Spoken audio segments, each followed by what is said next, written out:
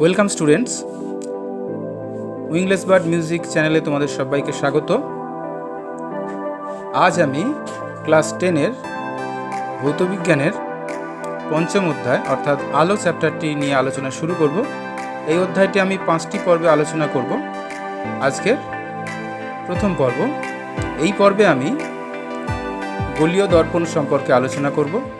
গোলীয় দর্পণের গঠন, তার প্রতিবিম্ব গঠন এবং তার ব্যবহার সম্পর্কে আমি আলোচনা করব।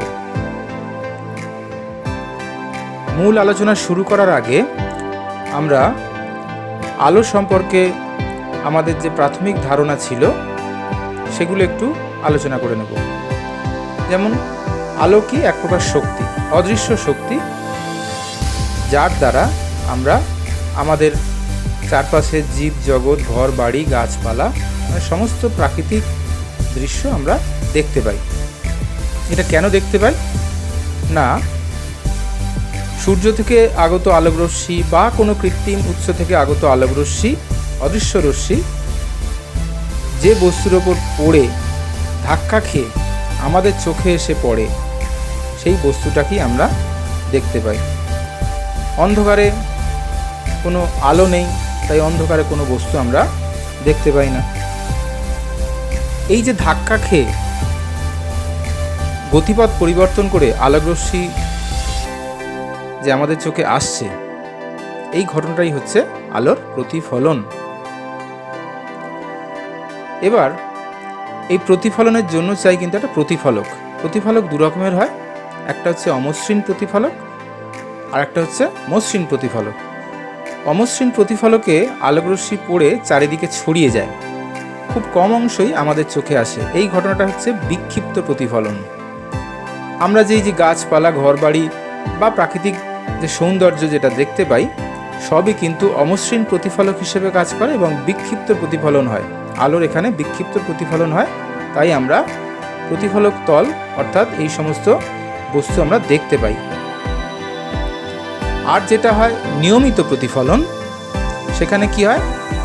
আলোকরশ্মি কোনো মসৃণ প্রতিফলকে পড়ে প্রায় সবটাই প্রতিফলিত হয়ে আমাদের চোখে আসে, যার ফলে কি হয়?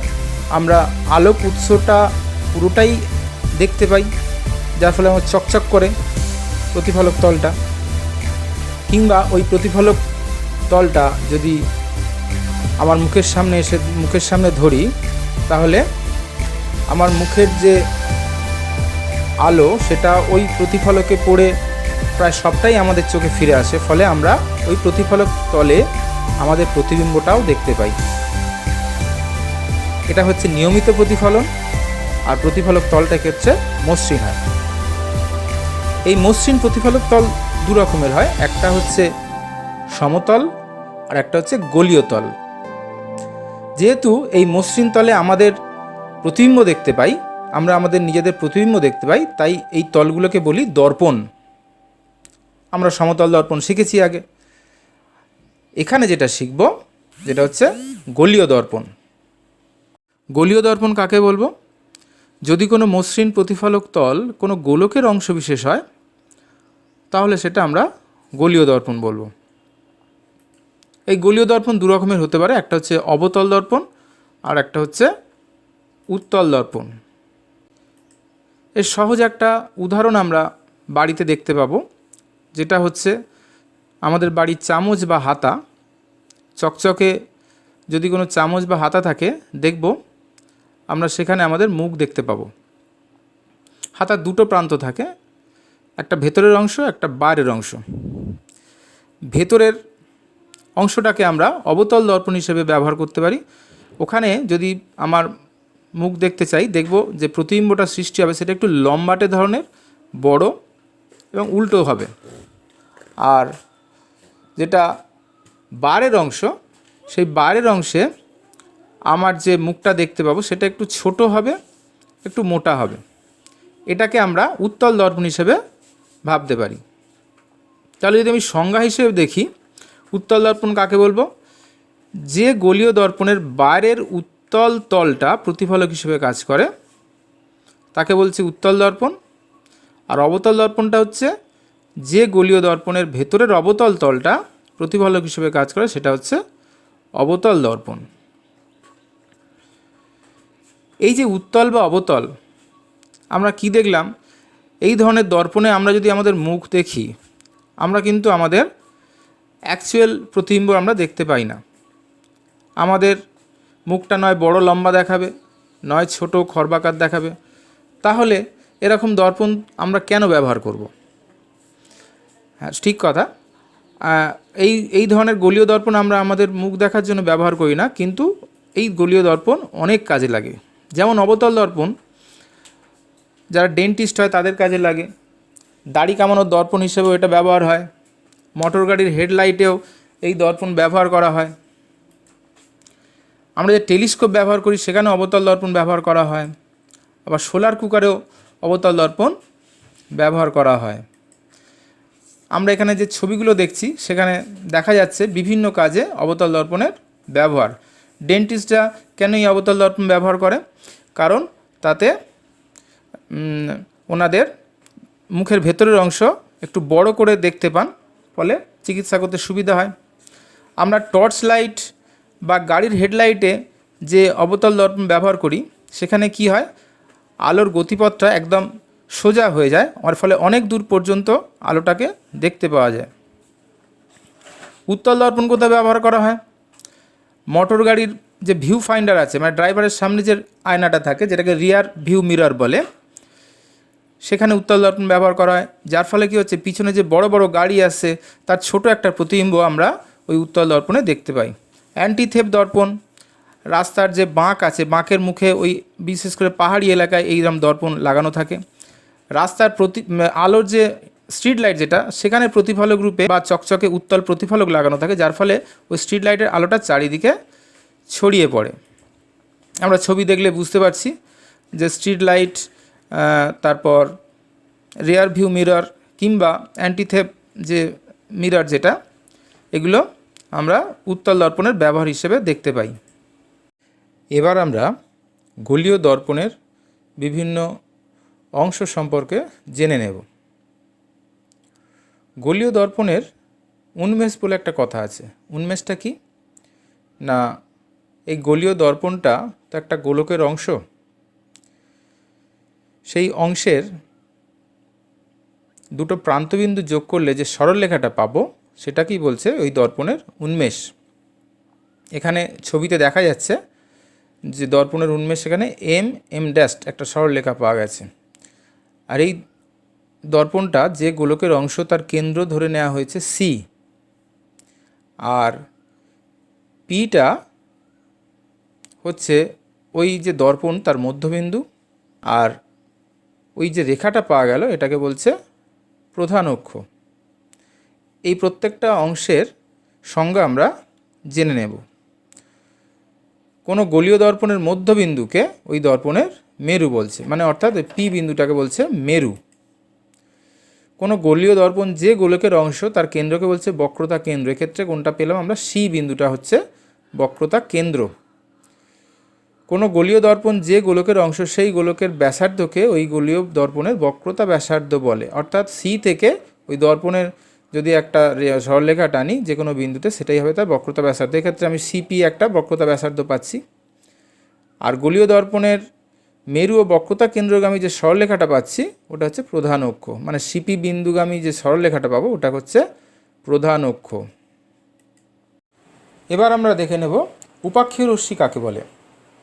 বলছে যে সমস্ত রশ্মি গোলীয় দর্পণের মেরুর সঙ্গে খুব নিকটবর্তী অংশে আপতিত হয় এবং প্রধান অক্ষের সঙ্গে যে সমস্ত রশ্মির নতি খুব কম হয় তাদের বলছে উপাক্ষীয় রশ্মি।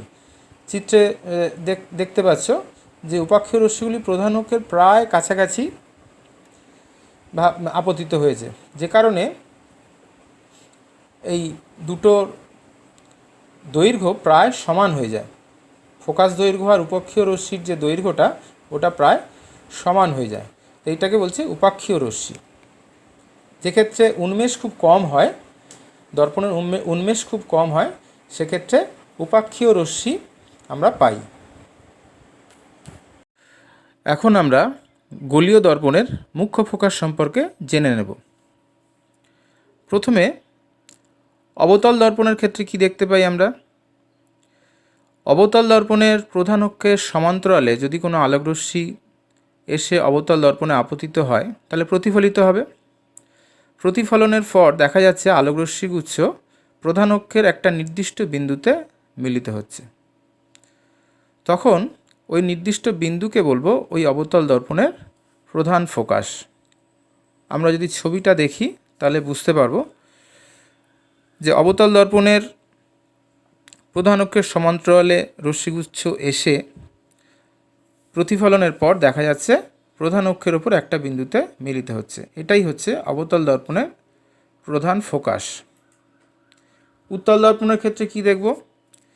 সেক্ষেত্রেও প্রধান অক্ষের সমান্তরালে কোনো আলোকরশ্মিগুচ্ছ যদি উত্তল দর্পণে আপতিত হয়ে প্রতিফলিত হয় সেটা ছড়িয়ে পড়বে চারিদিকে, কিন্তু সেই রশ্মিগুলো যদি আমি পিছন দিকে বাড়িয়ে দিই তখন প্রধান অক্ষের একটা নির্দিষ্ট বিন্দু থেকে অপসৃত হচ্ছে বলে মনে হবে। সেই বিন্দুটাকে বলবো উত্তল দর্পণের প্রধান ফোকাস। আমরা ছবিতে দেখতে পাচ্ছি যে উত্তল দর্পণের উপর আলোকরশ্মি আপতিত হয়ে প্রতিফলিত হয়ে বাইরের দিকে বেরিয়ে যাচ্ছে, কিন্তু তাদের যদি কাল্পনিক রেখা দিয়ে টানা যায় পিছন দিকে দেখব তারা প্রধান অক্ষের একটা নির্দিষ্ট বিন্দুতেই মিলিত হচ্ছে। এটাকেই বলছে উত্তল দর্পণের প্রধান ফোকাস। এখন উত্তল দর্পণ বা অবতল দর্পণ দুটোর ক্ষেত্রেই ফোকাস দূরত্ব বলে একটা কথা আছে। ফোকাস দূরত্বটা কি না, যে কোনো দর্পণের ওই মেরু থেকে মুখ্য ফোকাসের মধ্যে যে দূরত্বটা সেটাই হচ্ছে ফোকাস দূরত্ব। এখন পরবর্তী আলোচনায় যাওয়ার আগে আমরা প্রতিবিম্ব সম্পর্কে একটু জেনে নেব। এই প্রতিবিম্বের ব্যাপারটা আমরা ক্লাস 7-8-এ পড়েছি একটু। প্রতিবিম্বটা কি না, বলছে কোনো বিন্দু উৎস থেকে আলোকরশ্মি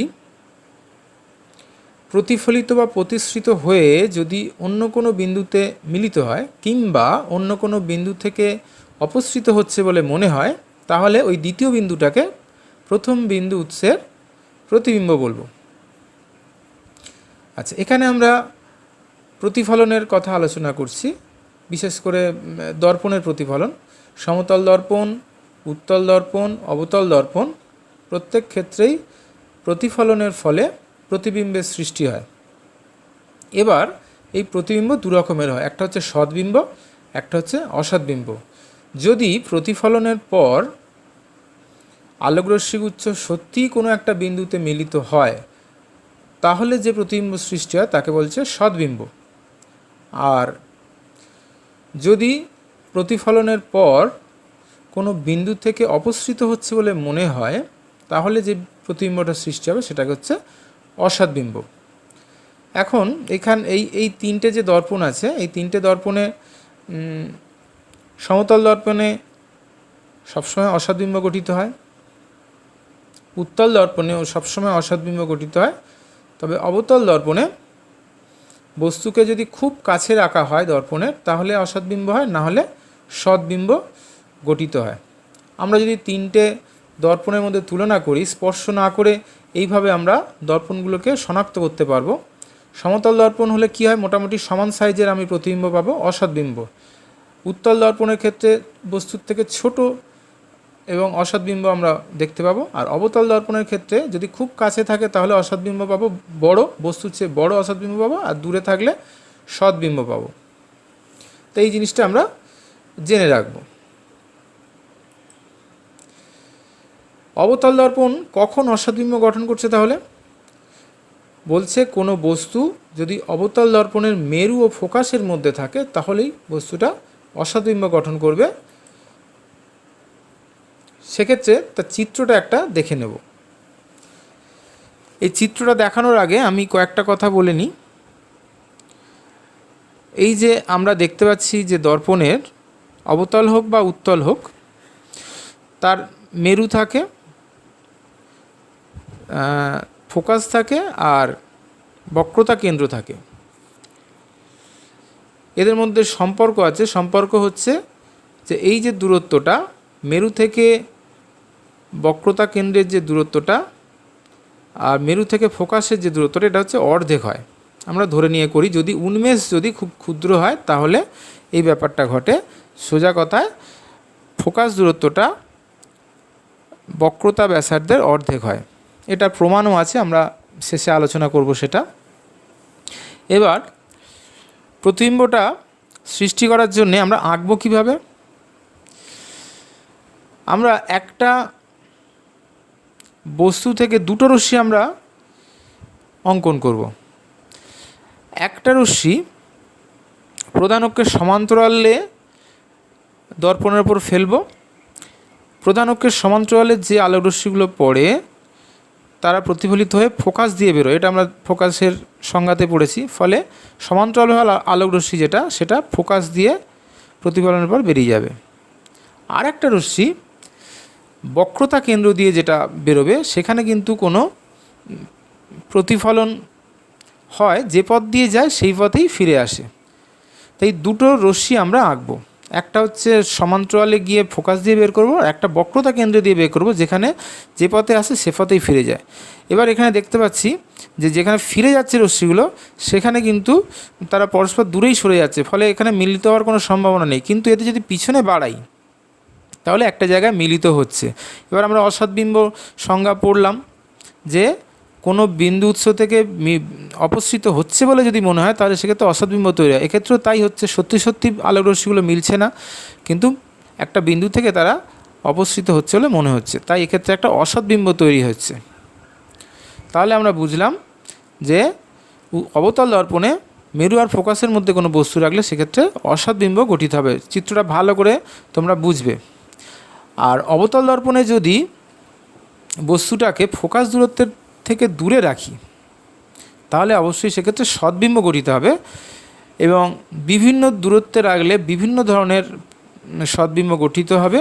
সেইটা একটু ভালো করে আমরা আলোচনা করব, সেটা একটু মন দিয়ে দেখবে, অঙ্কনগুলো একটু মন দিয়ে দেখবে।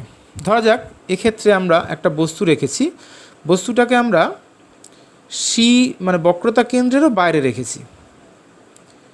সেক্ষেত্রে আমরা প্রতিবিম্বটা কোথায় পাবো, তার বৈশিষ্ট্য কীরকম হবে দেখে নিই।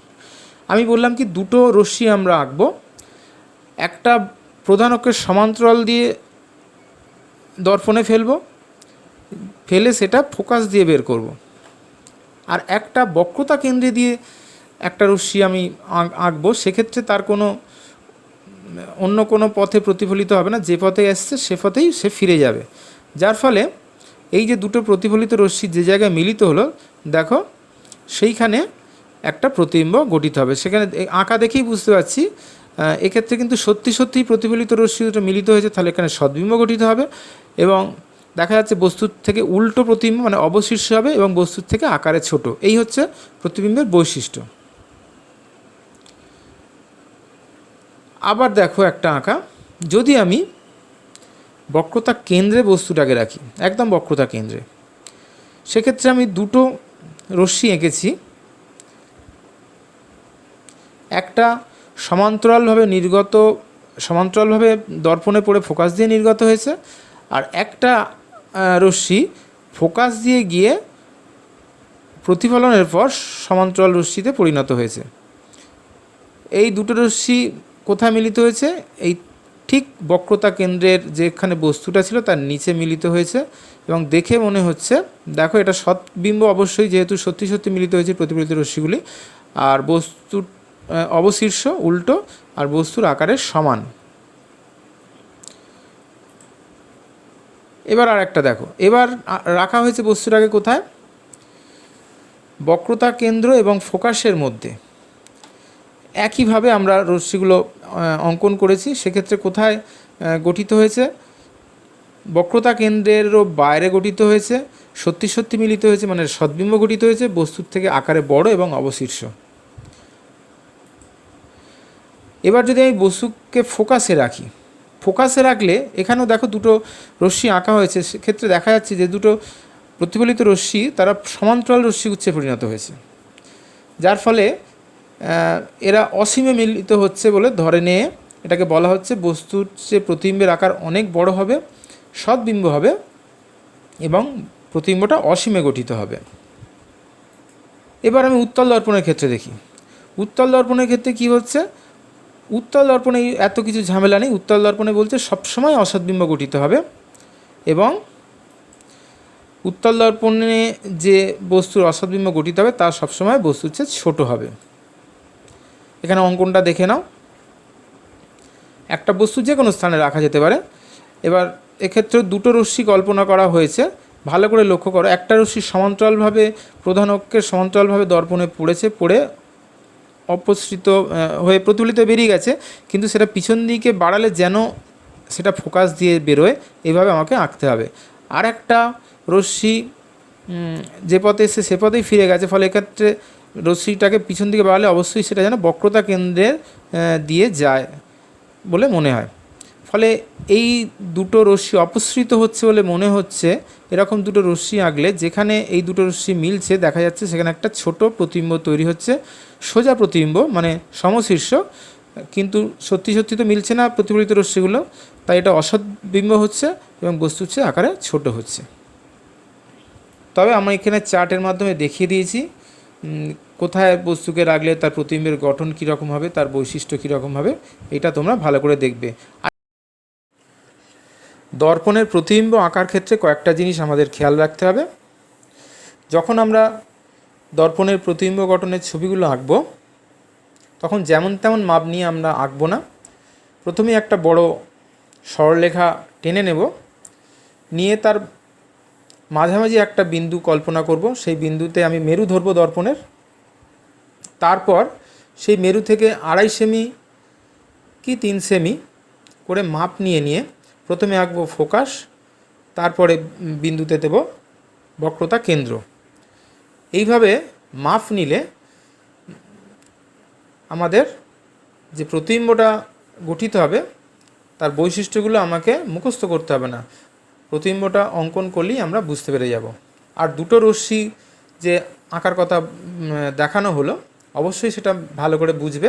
একটা রশ্মি আমাকে প্রধান অক্ষের সমান্তরালে এঁকে ফোকাস দিয়ে বের করতে হবে, আর একটা রশ্মি বক্রতা কেন্দ্র দিয়ে বের করতে হবে, যেটা কিনা যে পথে যাচ্ছে রশ্মিটা সেই পথেই ফিরে আসছে। এই দুটো কথা খেয়াল রাখলে দেখবে রশ্মিগুলো যেখানেই মিলিত হবে সেখানেই প্রতিবিম্ব তুমি গঠন করবে, দেখবে এই চার্টের সঙ্গে তোমার প্রতিবিম্বের বৈশিষ্ট্য মিলে যাচ্ছে।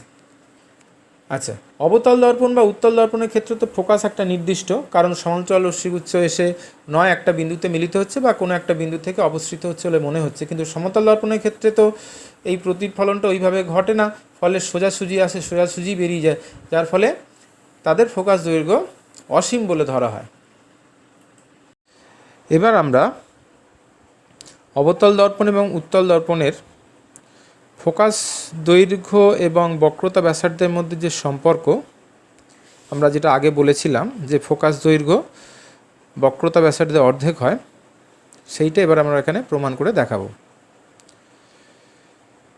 প্রথমে একটা অবতল দর্পণ ধরে নিতে হবে।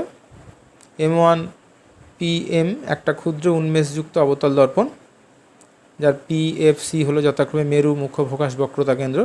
ফোকাস দৈর্ঘ্য f ধরেছি, বক্রতা ব্যাসার্ধ r ধরা হয়েছে। এবার একটা সমান্তরাল আলোকরশ্মি, প্রধান অক্ষের সমান্তরাল আলোকরশ্মি একটা AB নেওয়া হয়েছে, যেটা B বিন্দুতে দর্পণের উপর পড়ে ফোকাস দিয়ে বেরিয়ে গেছে। B আর C যুক্ত করলে সেটাই হবে B বিন্দুতে দর্পণের উপর অভিলম্ব।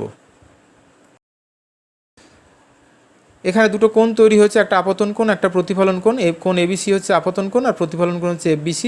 আমরা প্রতিফলনের সূত্র থেকে জানি যে আপতন কোণ আর প্রতিফলন কোণ সমান হয়। আবার অঙ্কন থেকে দেখতে পাচ্ছি AB আর CP পরস্পর সমান্তরাল এবং BCটাকে ভেদক হিসেবে ধরলে দুটো একান্তর কোণ পাচ্ছি, কোণ ABC সমান কোণ BCF।